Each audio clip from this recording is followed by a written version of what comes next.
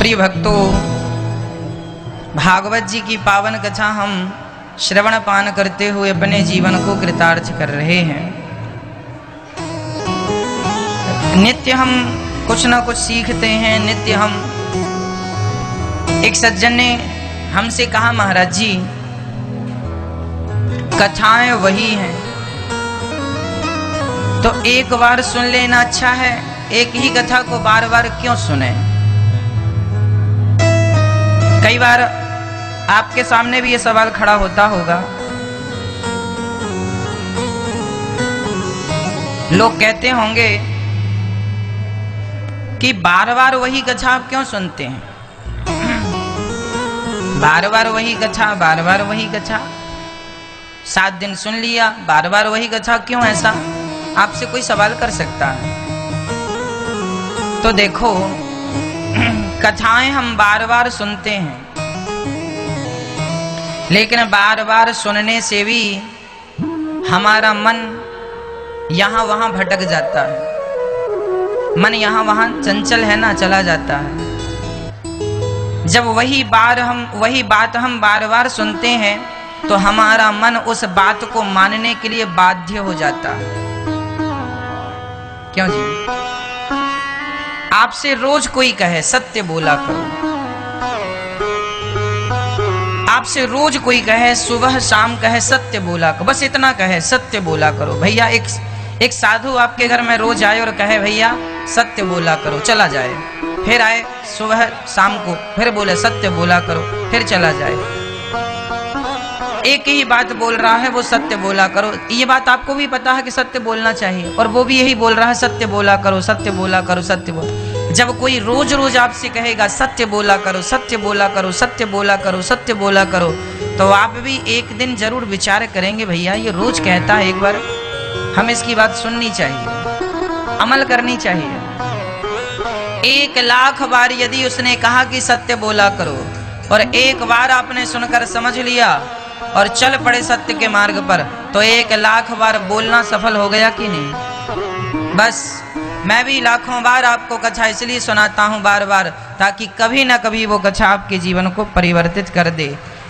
जरूरी नहीं है कि आपने कथा, वही कथा आपने पिछले साल सुनी थी, वही कथा आज सुन रहे हैं, लेकिन पिछले साल हो सकता है आपने सुनकर टाल दिया हो, इस बार आपने सुनकर अपना लिया, तो पता नहीं कौन सी कथा, कौन सी बात आपके जीवन को परिवर्तित कर दे। इसलिए जीवन में कथा का बड़ा महत्व है। ज्यादा नहीं तो थोड़ी, थोड़ी नहीं तो और थोड़ी। आप मोबाइल पर अपने YouTube पर रोज सुन सकते हैं, आप टीवी पर कभी मिस हो जाती है, कोई बात नहीं, आज की कथा मोबाइल पर भी होगी। YouTube पर अनिरुद्धाचार्य जी डालेंगे, YouTube पे आ जाएगी, है ना। तो आपको तो किसी भी बहाने सत्संग से जुड़ना है, कोई नुकसान नहीं है।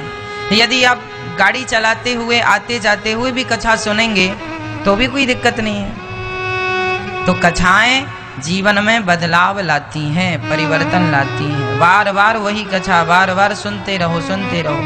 और कथा वही नहीं होती।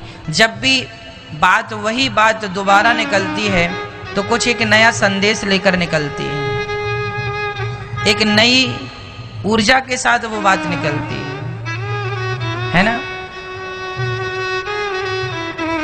हम रोज वही भोजन करते हैं, दाल चावल सब्जी रोटी, पर प्रत्येक दिन के भोजन में एक नया स्वाद होता है। क्यों जी? वही रोटियां हैं, वही दाल है, वही साग है, बनाने वाले भी माँ और पत्नी वही है, लेकिन हर दिन के भोजन में एक अलग स्वाद होता है। हाँ या ना? जैसे वही आटा है, वही दाल है, वही गैस है, वही बनाने वाला व्यक्ति है, पर प्रत्येक दिन के स्वाद में वही बनाने वाला क्यों ना हो, वही मिर्ची मसाले क्यों ना हो, पर स्वाद अलग अलग है। उसी प्रकार भगवान की कथा जब जब आप सुनते हैं और जब जब हम सुनाते हैं, तब तब वो कथा एक नएपन के साथ प्रकट होती है, एक नई कथा प्रकट होती है, एक नयापन होता है। इसलिए कथाओं को श्रवण करें बहुत बारीकी से, बहुत गंभीरता से, तो आपको कोई ना कोई नई बात आपको रोज सुनने को मिल जाएगी। एक नई सीख, नई शिक्षा आपको प्रतिदिन मिल जाएगी। तो इस कथा के परीक्षित बनकर श्री मैया त्रिवेणी यादव जी, सतपाल जी, श्रीमती सविता जी, सुनील यादव जी, आलोक यादव जी, रेखा यादव जी, ओम प्रकाश जी, कमलेश यादव जी, समस्त यादव परिवार बादली दिल्ली से आप आए हैं। एक बार यजमान परिवार के लिए सुंदर तालियां कि आपने समय निकाल कर अपने आप को भगवान से जोड़ा, इसके लिए धन्यवाद। स्वर्गीय रघुवीर जी और परमेश्वरी देवी जी की पावन स्मृति में यह कथा सुन पा रहे हैं हम सभी। जीवन को सफल बनाने का एक मार्ग उपाय है इस कली काल में केवल भगवान की कथा। खूब कथा सुननी चाहिए, अधिक से अधिक कथाएं सुननी चाहिए। कल हम लोगों ने कथा में क्या सुना कि भगवान ने गोवर्धन उठा लिया, सुना था, एक उंगली से। अच्छा, भगवान ने एक उंगली से गोवर्धन कब उठाया? जब ब्रजवासी सब देखे कि इंद्र तो मूसलाधार पानी बरसा रहे हैं और हम सभी तो डूब जाएंगे। जब सभी ब्रजवासियों को लगा कि हमारे ऊपर तो बड़ा संकट आ गया, अब तो हम बचने वाले नहीं, अब तो हम डूब ही जाएंगे। जब ऐसा संकट अपने ऊपर देखा, सारे ब्रजवासी दौड़ कर गए और भगवान से प्रार्थना करने लगे, हे प्रभु आप हमारे रक्षक हैं, आप हमारी रक्षा कीजिए। और जब भगवान की शरण में गए तो भगवान ने अपने भक्तों की रक्षा कैसे की? जैसे बारिश से बचने के लिए लोग छाता उठाते हैं, उसी प्रकार भगवान ने भक्तों की रक्षा के लिए गोवर्धन उठा लिया। ये भगवान की भगवत्ता, ये भगवान का प्रेम भक्तों के प्रति है। भगवान कहते हैं कि मेरा भक्त मेरी शरण में आ जाए तो मैं उसके लिए कुछ भी कर सकता हूँ। कुछ भी क्या, पहाड़ भी उठा सकता हूँ। इतना प्रेम भगवान करते हैं। और सच्ची बताएं मेरी माँ, हम सबके रक्षक भगवान ही है। इसलिए हर समय जीवन में भगवान को याद करना चाहिए, भगवान को पुकारना चाहिए। हे नाथ मैं आपको कभी भूलूं नहीं। सदा भगवान का स्मरण बनाए रखो, पुकारते रहो, हे नाथ आप हमारे रक्षक हैं। कहीं भी जाओ तो पहले भगवान का स्मरण कर लो। गाड़ी में जब भी बैठा करो, कहीं आया करो, कहीं जाया करो, तो भगवान का स्मरण कर लिया करो। हे नाथ मैं आपको कभी भूलूं नहीं, हे प्रभु आप रक्षा कीजिए, हे नाथ आप ही हमारे हैं। और जीवन की हर यात्रा भगवान के लिए होनी चाहिए। जीवन की प्रत्येक श्वास, हमारी प्रत्येक श्वास भगवान के लिए होनी चाहिए। अब आप कहेंगे महाराज जी कैसे हो सकता है? ये हो सकता है, मैं आपको उपाय बताता हूँ। आप भोजन बनाती हो ना मैया, भोजन बनाने में कितना समय लगता है? कम से कम 1 घंटा, ज़्यादा से ज़्यादा 2 घंटे लगता है। सब्जी काटने से लेके आटा मारने से लेकर सारी चीज़ें 1 घंटे 2 घंटे का ये कार्यक्रम होता है भोजन का। सही है, कहीं कहीं ज़्यादा भी हो सकता है। दही बड़ा खाना हो तो फिर बड़ा प्रोसेस होता है, का नाम ही उसका बड़ा है, इसलिए झंझट भी बड़ी है। तो सामान्य भोजन में 1 घंटा लग जाता है, दाल चावल सब्जी रोटी में 1 सवा घंटे में तैयार हो जाता है। ठीक है, अब 1 से 1.5 घंटे में आपका भोजन तैयार हुआ, तो ये 1.5 घंटे भी क्या भक्ति में जुड़ सकते हैं? कैसे जुड़ेंगे? यदि हम भोजन इसलिए बनाते हैं कि ये भोजन हम अपने लिए बनाते हैं, तो फिर ये हमारे भोजन जो बनाने का समय है यह भक्ति से नहीं जुड़ेगा। लेकिन हम यदि भोजन इस भाव से बनाएं कि प्रभु ये भोजन हम आपके लिए बना रहे हैं, आज मैं भगवान के लिए रोटी बना रही हूँ, आज मैं भगवान के लिए फलानी सब्जी बना रही हूँ, आज मैं भगवान के लिए फलानी दाल बना रही हूँ, आज भगवान के लिए फलानी खीर बना रही हूँ। जब आपकी हर चीज़ भगवान के लिए होगी, आप सब्जी काट रहे हैं और भाव ये होगा कि आज ये सब्जी ठाकुर जी को, भगवान जी को भोग लगेगी, आज मेरे गोपाल जी आज गोभी की सब्जी खाएंगे, आज मेरे गोपाल जी भिंडी की सब्जी खाएंगे, आज मेरे गोपाल जी पालक की सब्जी खाएंगे। जब वो सब्जी खाना तुम्हें ही है, लेकिन उद्देश्य क्या जुड़ गया कि वो भगवान के लिए है, तो भोजन बनाने में यदि 1.5 घंटे का समय लगा, तो वह 1.5 घंटा चूंकि भगवान के लिए आपने खर्च किया, तो वो 1.5 घंटा भी भक्ति के लिस्ट में सम्मिलित हो जाएंगे। इसलिए वो 1.5 घंटा भी आपकी भक्ति ही है। कुल मिला के भगवान की भक्ति के लिए अलग से समय नहीं निकालना। आप कहें महाराज जी हमारे पास तो समय नहीं, हम कहाँ कहते हैं कि आप समय अलग से निकालो।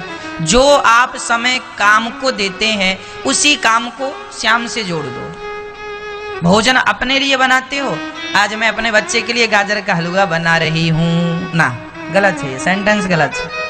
मैं अपने बच्चे के लिए गाजर का हलवा नहीं, आज भगवान के लिए गाजर का हलवा बना रहे, तो बच्चा भी खाएगा और बनाने में जितना भी झंझट लगेगा, जितना भी समय लगेगा, वो सब भक्ति में जुड़ेगा, वो आपके लिए भविष्य में प्रॉफिट देगा आपको। इसलिए गाजर का हलवा बच्चे के लिए नहीं, भाव क्या होना चाहिए कि आज भगवान को मैं गाजर का हलवा खवाऊंगी, आज भगवान को मैं गोभी के पराठे खवाऊंगी। जो भी मतलब आप बना रहे हैं वो किसके लिए बना रहे हैं, किसके लिए बना रहे हैं? तो फिर बताइए, आपका भोजन बनाना पूरा भक्ति हो गया कि नहीं? अलग से समय निकालने की जरूरत पड़ी? अब भोजन बनाते जाइए, सब्जी काटते जाइए और मन से बोलते जाइए, श्री कृष्ण गोविंद हरे मुरारी, श्रीमन्नारायण श्रीमन्नारायण, श्री सीताराम श्री राधे श्याम। जो अच्छा लगे आपको, जो नाम आप जपते हैं वो बोलते रहिए, श्रीमन्नारायण श्रीमन्नारायण श्रीमन्नारायण। सब्जी काट रहे हैं, आटा गूंथ रहे हैं, रोटी बना रहे हैं, पर अंदर श्वास श्वास में चल रहा है श्रीमन्नारायण श्रीमन्नारायण श्रीमन्नारायण श्रीमन्नारायण। काम सारा हो रहा है और चल रहा है। अब बताइए, कोई अलग से समय हमने निकाला? फिर उसी समय में सब काम हो गया और भक्ति भी हो गई, और फिर उस भोजन में स्वाद भी अलग आएगा। आप देख लेना, कल ही ट्राई करके देख लेना, परसों जब भी घर जाएं तब। ऐसा। चलो अब मैं इससे आगे चलता हूं। अब जैसे आप नहा रहे हैं, मैं आपका नहाना भी भक्ति से जोड़ सकता हूं। कैसे? सुनो। हमारे नहाने में पूरे मंजन ब्रश से लेकर के पूरी क्रियाओं में हमें लगभग 30 मिनट लगता है, किसी किसी को 40 मिनट लगता है, किसी को 1 घंटा भी लगता है। चलो, जितना भी आपका समय वेस्ट होता है मैं उसका सदुपयोग कर रहा हूँ। क्या करना है? आज हम नहा रहे हैं तो उद्देश्य क्या होना चाहिए? हम इसलिए नहा रहे हैं कि नहा करके शुद्ध हो करके हम भगवान की पूजा करेंगे, भगवान के काम आएंगे। तो भगवान के लिए नहाना हो गया। वो किसके लिए नहाना हो गया? भगवान के लिए नहाना हो गया। तो आपका नहाना भी भक्ति से जुड़ गया, क्योंकि वो देखो, उद्देश्य देखा जाता है कि आपका इस काम के पीछे उद्देश्य क्या है। भाई, कोर्ट कचहरी में भी तो उद्देश्य देखा जाता है ना। आपने किसी को मार दिया, माना कि आपकी गाड़ी से किसी बिल्ली चक्के के नीचे आ गई, बिल्ली दब के मर गई।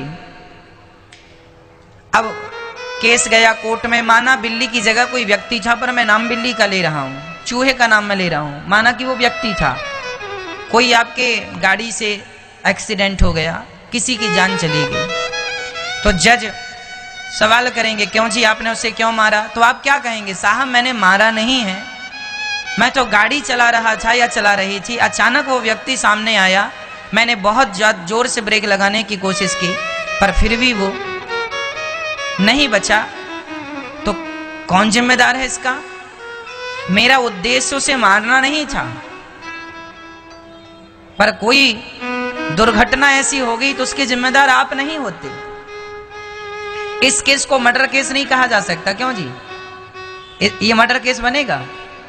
यदि आपने जानकर किसी के ऊपर गाड़ी चढ़ाई है तो मर्डर केस हो जाएगा, पर धोखे से किसी के ऊपर एक्सीडेंट हो गया तो वो मर्डर केस नहीं होगा, क्योंकि उसका उद्देश्य आपने मारना उद्देश्य नहीं था ना आपका।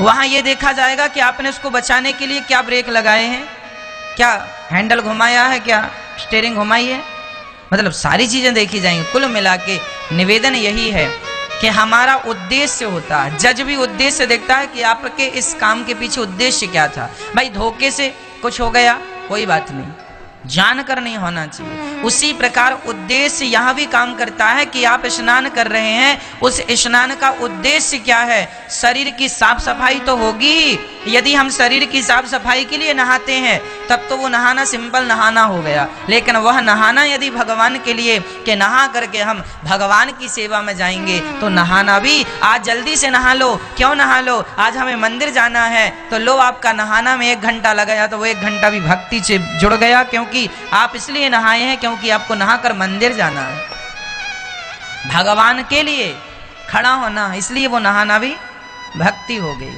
भोजन बनाना भी भक्ति हो गई। आज हम कपड़े पहन रहे हैं, ये कपड़ा नहीं, ये अच्छा वाला कपड़ा पहनेंगे, ये कपड़ा पहन रहे हैं, श्रृंगार कर रहे हैं, किसके लिए कर रहे हैं? आज ठाकुर जी हमें देखेंगे, आज भगवान हमें देखेंगे, हम सज रहे हैं, संवर रहे हैं, किसके लिए? भगवान के लिए।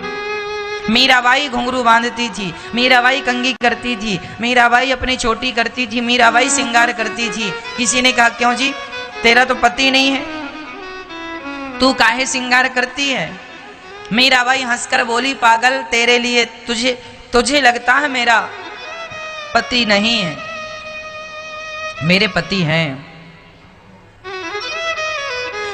मेरे पति परमेश्वर हैं, मेरे तो गिरधर गोपाल पति हैं, और मैं श्रृंगार करती हूं ना तो केवल अपने भगवान के लिए श्रृंगार करते, वो मुझे देखें, मैं भले उन्हें ना देख पाऊं पर वो मुझे देखें बस।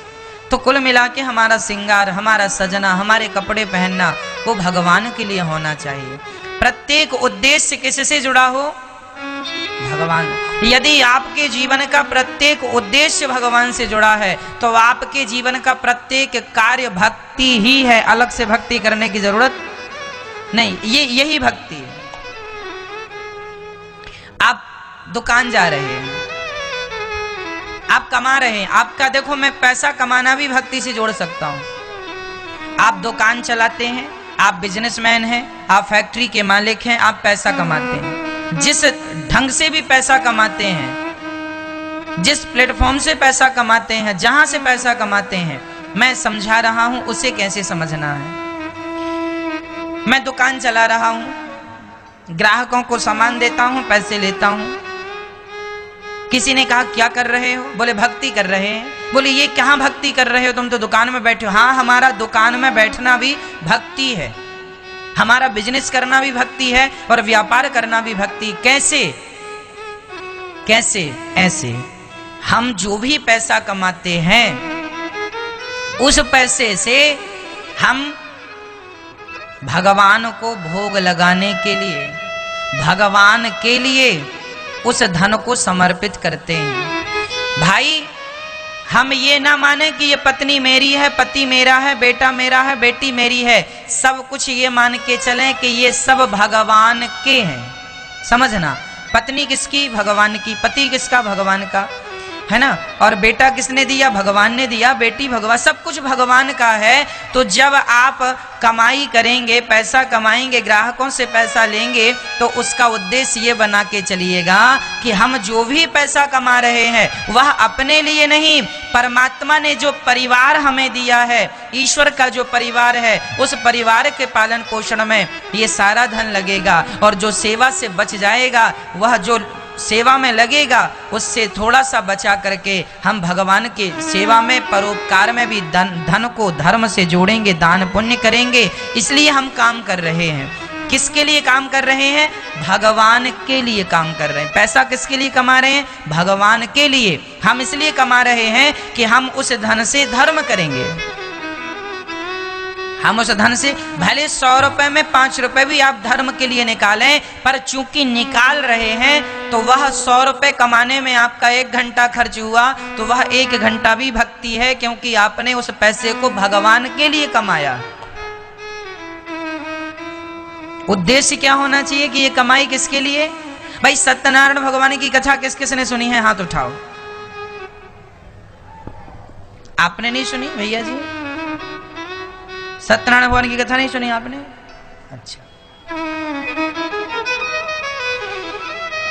सत्यनारायण भगवान की कथा में एक कहानी आपने सुनी होगी। एक लकड़हारा है ना। देखो, व्यस्ततम जीवन से भी हमें थोड़ा सा समय निकाल के भगवान की कथाएं सुन लेनी चाहिए, ठीक है? हाँ, सत्यनारायण भगवान की एक कथा में एक कहानी है। एक लकड़हारा जंगल से लकड़ी काट के लाता है। एक पंडित जी के घर सत्यनारायण भगवान की कथा हो रही होती है, तो वो अपना गट्ठा रखता है वहीं और कहता है, भैया पानी मिलेगा क्या? तो पंडित जी पानी तो लाए, संग में सत्यनारायण भगवान की कथा का प्रसाद भी लेकर आए। और ये कथा आप लोगों ने सुनी होगी पंडित जी के द्वारा, है ना। तो वो लकड़हारा को पंडित जी ने प्रसाद दिया पंजीरी का। पंजीरी जानते हैं?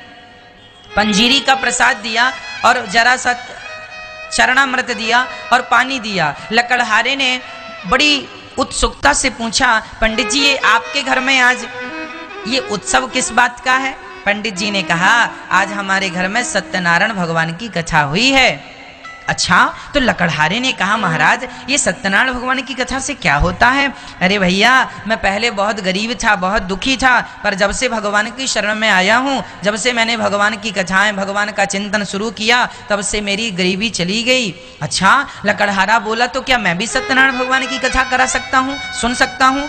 हाँ हाँ, बिल्कुल करा सकते हैं। तो लकड़हारा ने, सुनना, अब मैं सारांश देता हूँ। लकड़हारा ने लकड़ी का गट्ठा अपने सिर पर रखा और विचार किया कि आज लकड़ी बेचने के जो भी पैसे मिलेंगे उससे मैं सत्यनारायण भगवान की कथा सुनूंगा। तो उस कथा में लिखा है कि आज उसे लकड़ियों के दूने दाम प्राप्त हुए। रोज 5 रुपए कमाता था तो आज 10 रुपए कमाया। आज उसे लकड़ियों के कितने दाम प्राप्त हुए? दूने, रोज से दुगना। क्यों दुगना मिला?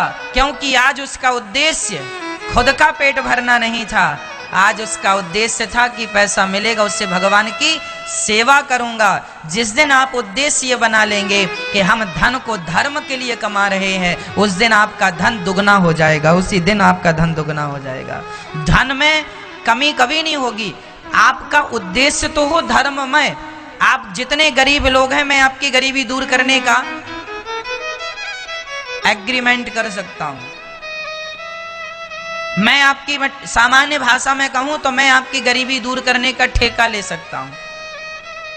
बस मेरे हिसाब से चल लो।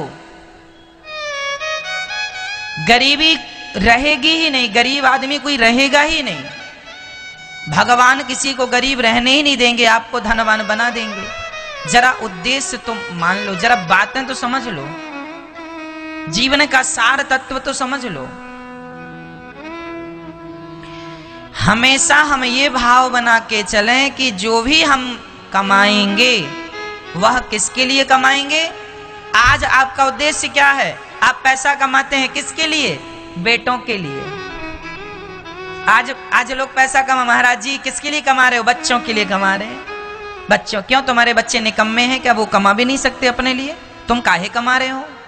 वो खुद अपना कमाएंगे, तुम क्यों कमा रहे हो उनके लिए? बच्चे खुद अपना कमा के अपना जिम्मेदारी पूरी करेंगे। आप तो बच्चों को पाल पोस के बड़ा करके संस्कार दे दो, बस ये तुम्हारी जिम्मेदारी खत्म। लेकिन आजकल के माँ बाप 1 करोड़ दे दे महाराज बेटों को, 2 करोड़ दे दे महाराज बेटों को।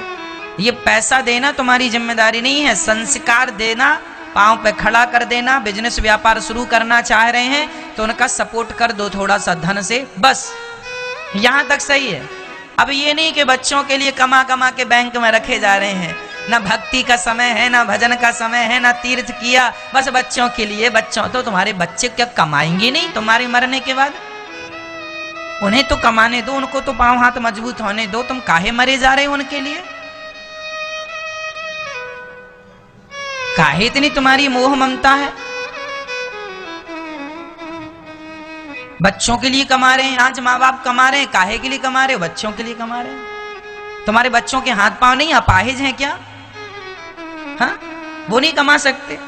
और नहीं कमा सकते तो ऐसे नालायक पैदा काहे किए हैं? हाँ? काहे ऐसे पैदा कर लिए भेड़िए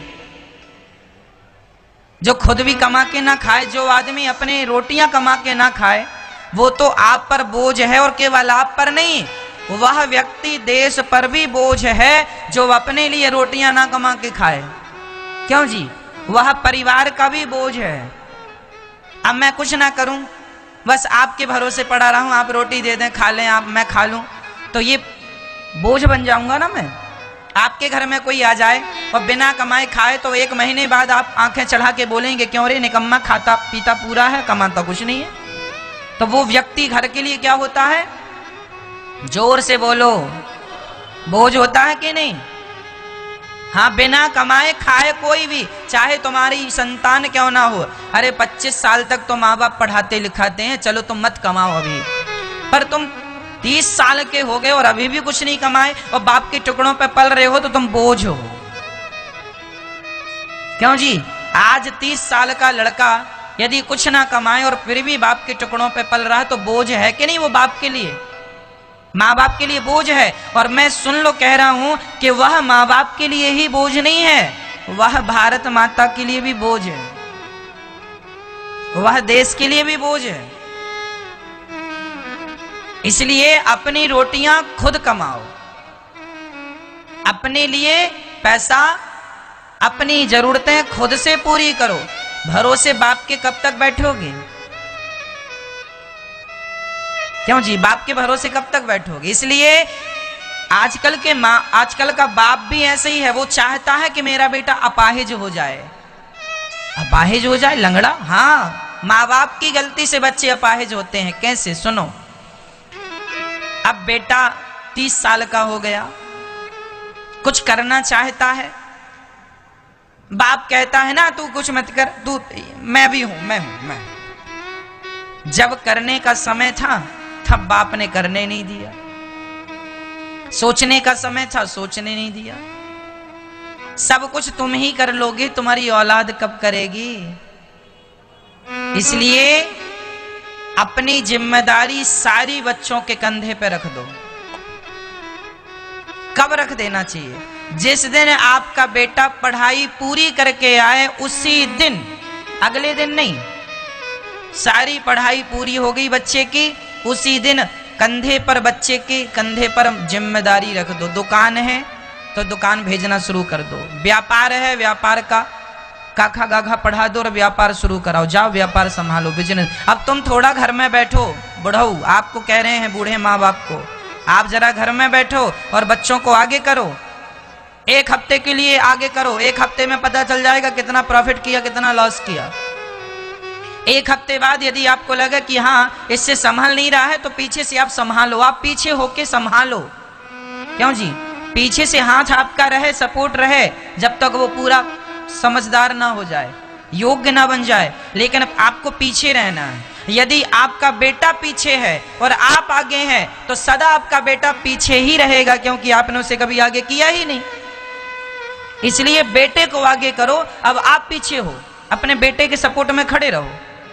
तू चला दुकान, तू व्यापार। और सुन, मैंने जितना व्यापार बनाया है, बिजनेस बनाया है, फैक्ट्रियां बनाई है, उससे प्लस तुझे करना। मैं जो नहीं कर सका वो तुझे करना है। मैं जो ना कर सका बेटा वो तुझे करना है। ये पाठ पढ़ाओ बेटों को और कह दो बस मेरा काम हो गया, बेटे को आगे करो, अपना प्रॉफिट तुम रखते रहो, बेटा अपना कमाए, तुम अपना खाता बेटे के नाम ना कर देना, नहीं तो कल बेटा सारा पैसा फैक्ट्री लेके बाहर कर देगा, फिर कौन जिम्मेदार होगा? इसलिए ज्यादा पुत्र मोह में ना धृतराष्ट्र बन जाना, ठीक है? पुत्र मोह में धृतराष्ट्र ना बन जाना, और मैया तुम गांधारी ना बन जाना, नहीं पट्टे बांधी बैठी रहो। बेटे से कहो कमा खा, अपने लिए आलीशान घर बना, गाड़ी खरीद, अपने शौक पूरे कर और खूब कुछ कर, लेकिन हम भी इसी दुकान से अपना थोड़ा थोड़ा प्रॉफिट कमाते रहेंगे, हाँ? और हम भी अपने लिए भविष्य के लिए तीर्थ यात्रा, भाई तीर्थ यात्रा करोगे तो पैसे चाहिए कि नहीं? तुम दोनों पति पत्नी अब तीर्थ यात्रा करो, बेटा कमा रहा, व्यापार संभाले बैठा है, फैक्ट्रियां भी वो बढ़ा रहा है, दुकानें भी बढ़ा रहा है, पैसा भी ज्यादा कमा रहा। अब तुम खुशी खुशी अब बिहारी जी का धन्यवाद देने आओ। बिहारी जी आपका धन्यवाद, आपने ऐसा बेटा दिया है कि वो सबको संभाल रहा है, योग्य दिया है। हे प्रभु उसकी बुद्धि सदा आपके चरणों में लगी रहे। ऐसा बच्चों के लिए प्रार्थना करनी चाहिए। भगवान का थैंक यू करने तो आना चाहिए, धन्यवाद देने तो आना चाहिए। अब होता क्या है, यहाँ बेटा भी कमाए जा रहा है, बाप भी कमाए जा रहा है, बाप भी बैठा है, बेटा भी बैठा है। अब भजन कब करोगे भैया? अपना कल्याण कब करोगे? पैसा तुम्हारे संग जाएगा ऊपर। अरे पैसा भैया संसार की जरूरतें पूरी करने के लिए होता है, पैसों से संसार की जरूरतें पूरी होती हैं, इसलिए पैसा होता है। पैसा ही सब कुछ नहीं होता, पैसा बहुत कुछ होता है माना कि, पर पैसा सब कुछ नहीं होता। क्यों मैया जी बताइए? पैसा सब कुछ होता है? पैसा बहुत कुछ होता है माना कि पैसा बहुत कुछ होता है, पर पैसा सब कुछ नहीं होता। इसलिए आपकी जिम्मेदारी है, परमात्मा का चिंतन कीजिए, ईश्वर का ध्यान लगाइए, तो अपने व्यापार और बिजनेस को किससे जोड़ना है? जोर से बोलो मेरी मां, भगवान से जोड़ना है। और अपने बच्चों को आपने अभी तक पीछे रखा है तो अब उन्हें आगे रखो। कहां रखो? आगे। आपके 2 बेटे हैं तो दोनों बेटों को काम संभालने का अवसर दो, दोनों बेटों को योग्य बनाओ, उचित बंटवारा कर दो। कल बच्चे आपस में लड़ करके एक दूसरे का खून पी करके अपना अधिकार लें, उससे अच्छा है राजी मर्जी से आप उन्हें उनका बंटवारा कर दो। बेटा ये दुकान तुम्हारी, ये दुकान तुम्हारी, ये फैक्ट्री तुम्हारी, ये फैक्ट्री तुम्हारी, ये जमीन तुम्हारी, ये जमीन तुम्हारी, ये घर तुम्हारा, ये घर तुम्हारा, है ना। जीते जी राजी मर्जी से बंटवारा कर दो। आपके 2 बच्चे हैं, समय से बंटवारा कर दो। हम तो कहते हैं शादी करने के पहले, बच्चों के विवाह करने के पहले बच्चों का बंटवारा कर दो। बेटा ये फैक्ट्री तुम्हारी है, ये दुकान तुम्हारी है, ये भैया की है, छोटे भैया का ये, बड़े भैया का ये। 3 बेटे हैं आपके तो 3 बंटवारा कर दो शादी के पहले, ताकि उनके माइंड में ये सेट रहे कि ये हमारा है। ताकि पत्नी आके कुछ जहर घोलने का प्रयास करे तो अवसर ही ना मिले, पहले ही सब बटाया है, तू अपना होशियारी ना दिखा। हाँ क्यों? सही है। हर चीज अपडेट करनी चाहिए। वो जमाना गया जब बच्चे बूढ़े हो जाते थे तब बंटवारा होता था। हमने ऐसे भी देखा है कि बच्चे 60 साल के हो गए तब बच्चों का बंटवारा हुआ। भाई 60 साल का, बड़ा भैया 60 साल का, छोटा भैया 55 साल का है तब बंटवारा हो रहा। ऐसा भी आपने देखा होगा, गांव में हमने देखा है ना। वो जमाना एक अलग था कि तहां बंटवारे का कोई भेदभाव नहीं था। बड़े भैया के बच्चे, छोटे भैया के बच्चे एक साथ रहते थे, एक चूल्हे में रोटियां बनती थी, प्यार मोहब्बत से रहते थे, कोई झगड़ा नहीं था। लेकिन अब वो जमाना रफा दफा हो गया। अब जमाना 21वीं सदी का चल रहा है। आज तो बहू आती है जिस दिन उसी दिन न्यारे होने की बात करती, अलग हो जाऊंगी मैं। तो ये आज का जमाना 21वीं, सब एडवांस है मैया। बहू भी एडवांस है, बेटा भी एडवांस है। इसलिए अपने आप को अपडेट कर लो। क्या कर लो? अपने आप को अपडेट कर लो। और बच्चों को अलग अलग करना नहीं है, अलग अलग उनका माइंड ये सेट कर दो कि ये दुकान तुम्हारी, ये काम तुम्हारा, ये दुकान तुम्हारी, ये दुकान तुम्हारा। पहले से सेट करो। रहें साथ में, चूल्हा एक रहे। जब बहू कहेगी कि अब हमें अलग रहना है तो पहले ही कह दो भैया ये तो सब पहले से अलग है, लो जो है लो, ताकि उस समय तुम्हें रोना ना पड़े। अरे ऐसी बहू आई महाराज, वो तो आती ही अलग हो गई। ऐसी बहुएं मिल रही हैं आजकल मार्केट में। आजकल ऐसी बहुएं हैं। ऐसी बहुओं की उम्मीद ना करना कि आके वो तुम्हारी सेवा करेगी।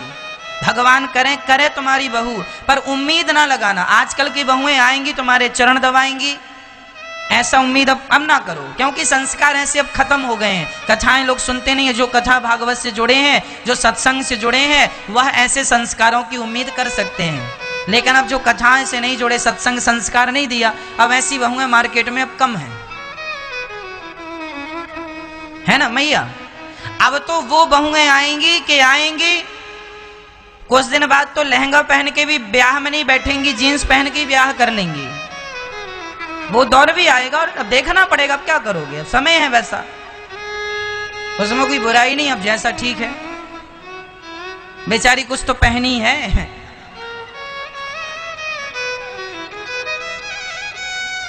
एक जमाना वो था कि जब लड़की रोती थी विदाई के समय। आजकल कहाँ रोती है? मम्मी रोती है, चुप करा, माँ मत रो, काहे रो रही है, मैं तो देख हंस रही हूँ, नाच रही हूँ। तो वो क्या जमाना था और ये जमाना अलग हो गया है। आपने उस जमाने की कल्पना की है, छोड़ दीजिए कल्पनाएं। अब वो विदाई के समय रोने वाली बेटियां भी नहीं बची। पहले शादी के समय मंडप में दुल्हन आती थी, शर्माती हुई आती थी, लजाती हुई आती थी। आजकल तो घूंघट निकाल के नाचती आती है। उसे ये पता नहीं कि जेठ खड़ा है, ससुर खड़ा है, किसी का कोई लिहाजा नहीं, मैं तो नाचूंगी। नाचती है। अच्छा है, जमाने के हिसाब से अपडेट किया, बढ़िया। तुम जैसे खुश रहो, खुश रहो, खुश रहो, बस खुश रहो। तो ऐसा एक्सेप्ट करना पड़ेगा। तो आजकल ये बहुएं हैं तो करना पड़ेगा एक्सेप्ट, ठीक है। एक मैया मेरे से बोली, महाराज मेरी बहू को आए अभी 1 महीने नहीं हुआ और मुझे घर से निकलकर वृद्धाश्रम आना पड़ा। वो मैया यही है, गौरी गोपाल वृद्धाश्रम। 1 महीने के अंदर बहू ने चमत्कार दिखा दिया। बहू को आए 1 महीना हुआ अभी शादी को, और बेटा अभी तक माँ के बिना भोजन नहीं करता था। 1 महीने में ऐसा गुरु मंत्र मिला कि माँ बाहर आ गई। तो आजकल ऐसी पावरफुल बहुएं मिल रही हैं मार्केट में, चमत्कारी बहुएं। 1 महीने में अपना, दवाई भी इतने जल्दी असर नहीं करती जितने जल्दी बहुएं असर कर रही हैं।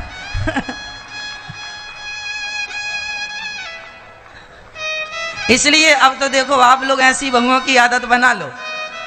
और ये हमारी सासू माँ जरा जरा सी बातों में नाराज हो जाती, नाराज हुआ करो मैया, अब ऐसी बहुएं मिल रही हैं।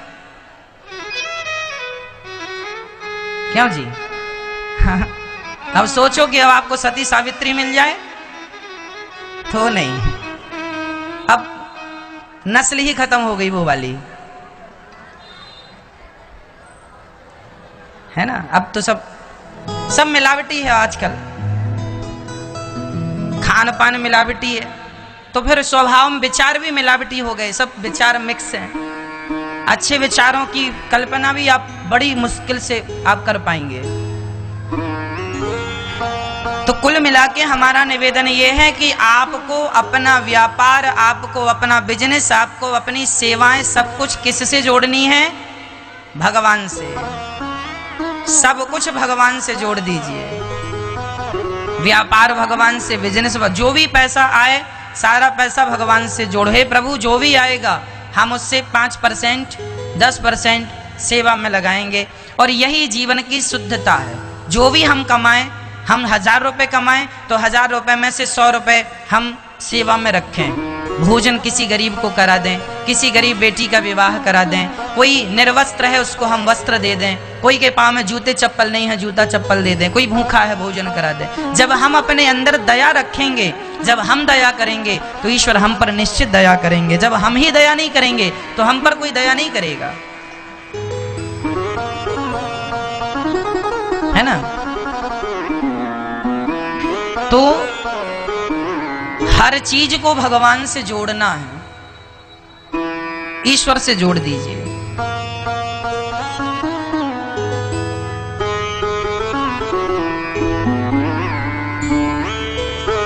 भगवान ने गोवर्धन उठाया और गोवर्धन उठा के अपने भक्तों की रक्षा की। सबके रक्षक भगवान ही हैं, वही सबके पालनहार हैं, वही सबके भाग्य विधाता हैं। इसलिए उनकी शरण में रहो, सुखी रहोगे।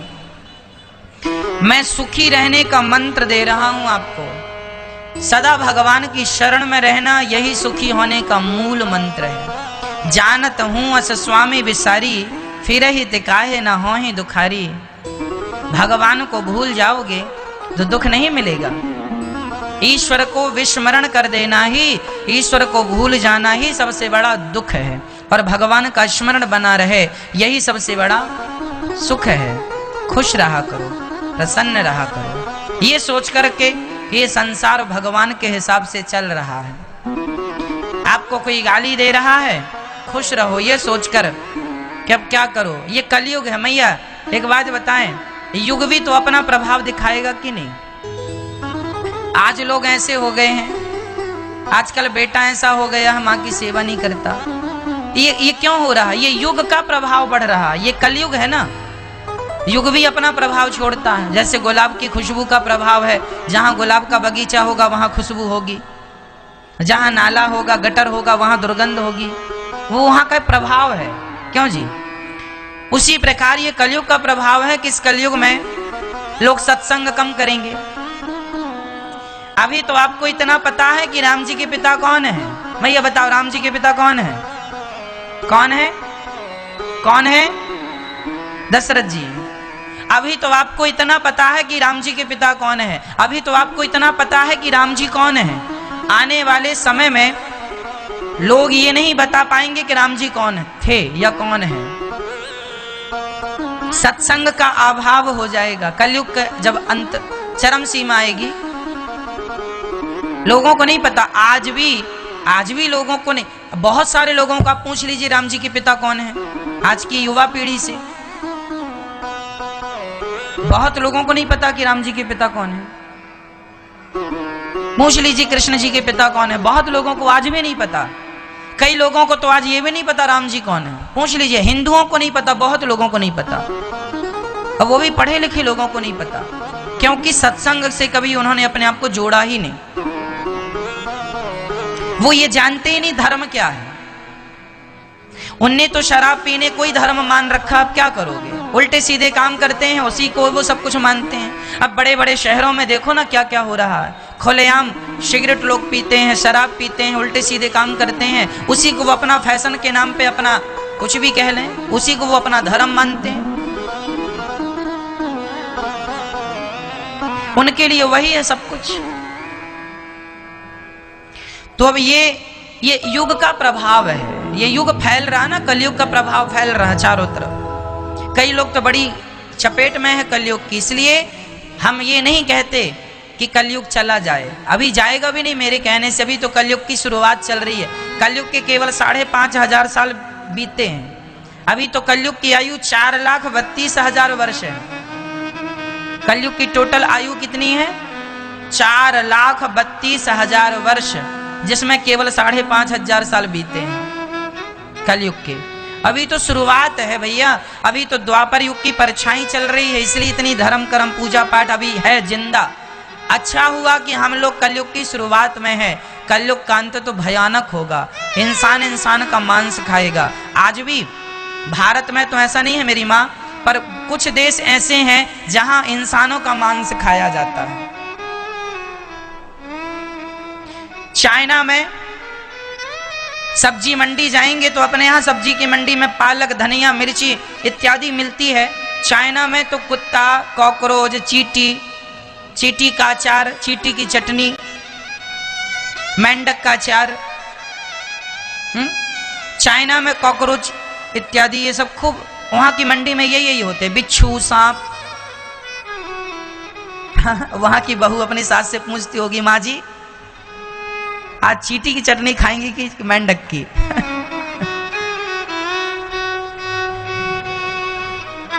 माँ जी आप आज सांप खाएंगे कि बिच्छू खाएंगी?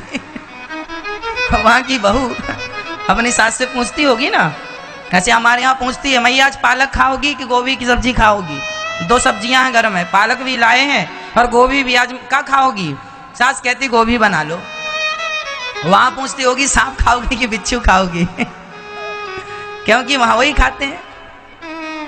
वहां का नाम भी बड़ा अजीब गरीब, वहां नाम कैसे रखते हैं चाइना में? छिंग छांग छीछन, चिंग पोंग क्या नाम है वहां? हमारे यहाँ के नाम राम, नारायण, राम शंकर, रमा शंकर, ये नाम हमारे यहाँ के। वहां चिंग पोंग, वहां बच्चों के नाम यही होते हैं। तो हमारा खान पान, रहन सहन, हमारे संस्कार, आज दुनिया में तो इंसानों का मांस भी लोग खाने लग गए हैं, कई देश में खाने लगे हैं। तो अभी हमारा भारत तो कलयुग से अभी फिर भी बचा हुआ है। कलयुग का जो पूरा प्रभाव है ना, अन्य देशों में कलयुग का वो पूरा वाला प्रभाव छाने लगा है। कलयुग का पूरा प्रभाव छाने लगा, क्योंकि कलयुग का अंत ऐसी होगा कि वहां पर इंसानों का मांस खा जाते हैं, मार के खा जाते हैं।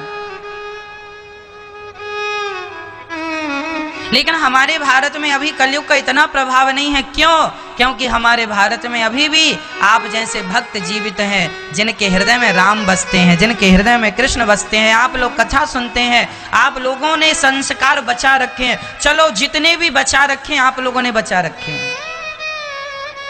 आप 10 मिनट भी भगवान की कथा सुनते हैं, 1 महीने में भी मंदिर में जाके दर्शन करते हैं, आप 1 बार भी राम राम बोलते हैं, तो भी संस्कार आपने बचा रखे। कुछ तो बचे हैं, उनसे तो बेहतर हैं जो जानते नहीं कि राम कौन है। उनसे तो बहुत अच्छे हैं कि आप जानते हैं कि संस्कार क्या होता है, कथा क्या होती है, भागवत क्या होती है, ये आप जानते हैं। तो आप लोगों ने संस्कारों को बचा रखा है। आज भी मेरे देश में मेरी माताएं, मेरी बहनें तिलक लगा करके सवेरे समय निकाल कर माताएं नाम जपती हैं, श्री कृष्ण गोविंद हरे मुरारी। आज भी हमारे भारत में ऐसे बच्चे हैं जो गीता पढ़ते हैं, रामायण पढ़ते हैं।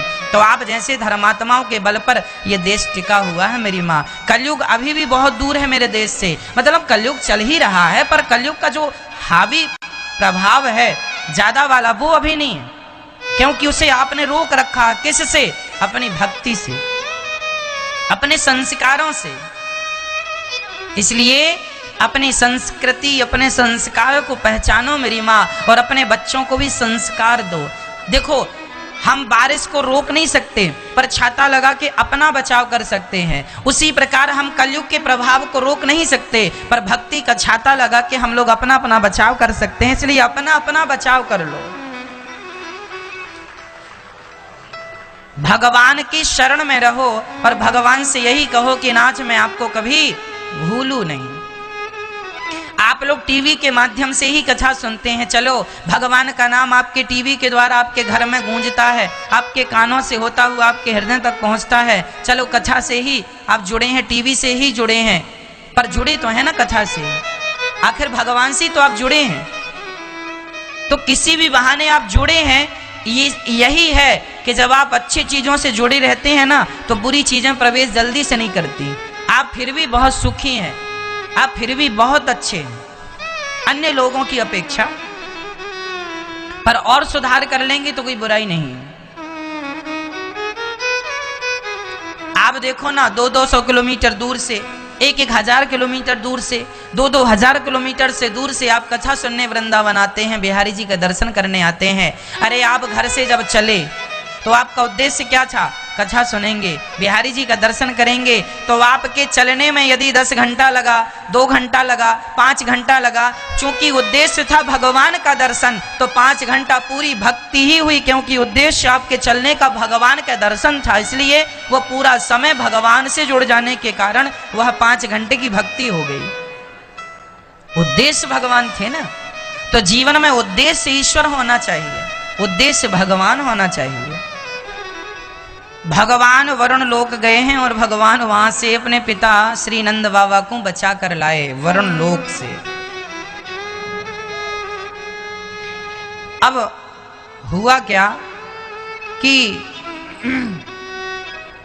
भगवान के सारे ब्रजवासी जिद करने लगे कि प्रभु हमें तो वैकुंठ का दर्शन कराओ, हमें तो वैकुंठ का दर्शन। भगवान ने सबको वैकुंठ का दर्शन कराया, परंतु वैकुंठ का दर्शन करने के बाद ब्रजवासी बोले हमें वैकुंठ का दर्शन करने के बाद भी शांति नहीं मिली। ब्रजवासी कह रहे हैं कन्हैया, जितनी शांति, जितना आनंद वृंदावन में है, इतना कहीं नहीं है। वृंदावन सबसे अच्छा है मेरी माँ, वृंदावन वैकुंठ से भी अच्छा है। वैकुंठ में भगवान ऐसे नहीं मिलते बिल्कुल सामने से, दूर से बात कर लो, दूर से देख लो। भगवान तो वृंदावन में, वैकुंठ में भगवान की कथा, भगवान तो है पर भगवान की कथा नहीं है। वृंदावन में तो भगवान भी है और भगवान की कथा भी है। यहाँ दोनों उपलब्ध है, वहां सिर्फ एक चीज है, केवल दर्शन। इसलिए वृंदावन वैकुंठ से भी श्रेष्ठ है। ब्रजवासी बोले लाला तेरो वृंदावन मोकू ना चाहिए, मोकू तो वृंदावन भेज दे लाला। सबने भगवान से कहा वृंदावन भेजो, सबको भगवान ने वृंदावन भेज दिया।